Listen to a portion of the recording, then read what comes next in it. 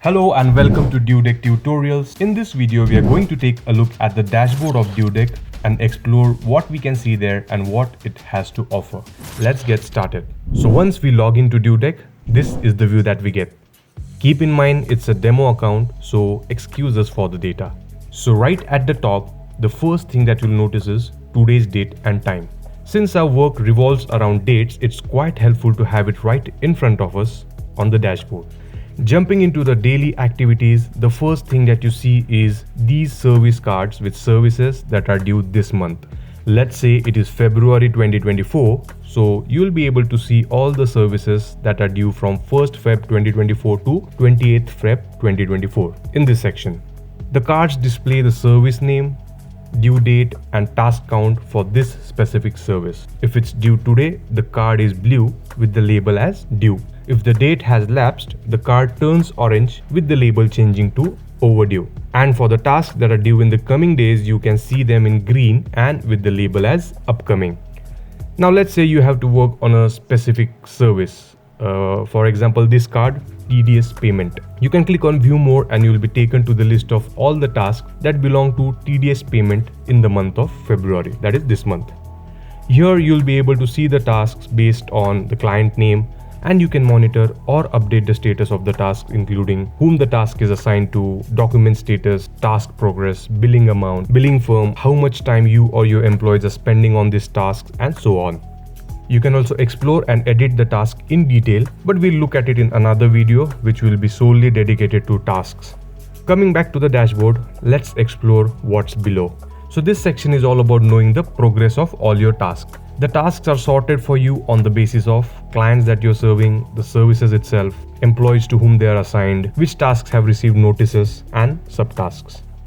You can check the progress based on what tasks are marked as assigned, work in progress, completed, on hold, cancelled, and the total count. All these numbers are clickable and you can choose to view the list of all these particular tasks. By clicking on View More, you can also see the task status in detail based on the Service Act and the services of the selected item from the list. You can also apply the filter and choose to view this data based on a particular client, service, employee, and so on. Now let's scroll to the bottommost part of the dashboard. This is the overview of your office.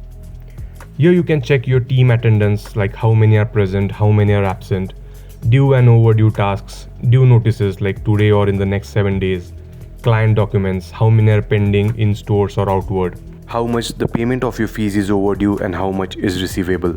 All these displays are also clickable. Let's say you click on attendance count. You can see the list of who is present and who is absent. Same with tasks, notices, documents, and payments. You can also see a floating button on the bottom right corner of the dashboard that helps you create a quick task for ad hoc or new clients' work, or schedule an appointment with a new or existing client on the go. We will look at both the options in the separate videos. Now let's see this footer section of the dashboard. Here you have the timer of today's attendance and today's effective hours. Today's attendance shows the duration of how long you have been clocked in and marked your attendance, and the effective hours is the calculation of the duration of your timesheet task entries. More about it in the timesheet and attendance video. From this section, you can manage your tasks, employees, clients, documents, notices, and much more. We have covered each of them in separate videos. So apart from this, you can also choose to hide the module names and get the full view of the dashboard. You can also choose to view the data based on the financial years from this drop-down. Here is your firm's name, by the way. You can check the notifications from here, visit your profile, change your password, or log out. And if you face any issue regarding the software, you can create a ticket from this Need Help section, submit it, and we'll try to resolve your issue as soon as possible. No need to go to the website, you can do that right from your dashboard. So that's it for this video. This was a quick tour of the dashboard. In the next videos, let's dive into specific models of DueDeck and see what this software is capable of doing. See you in the next video.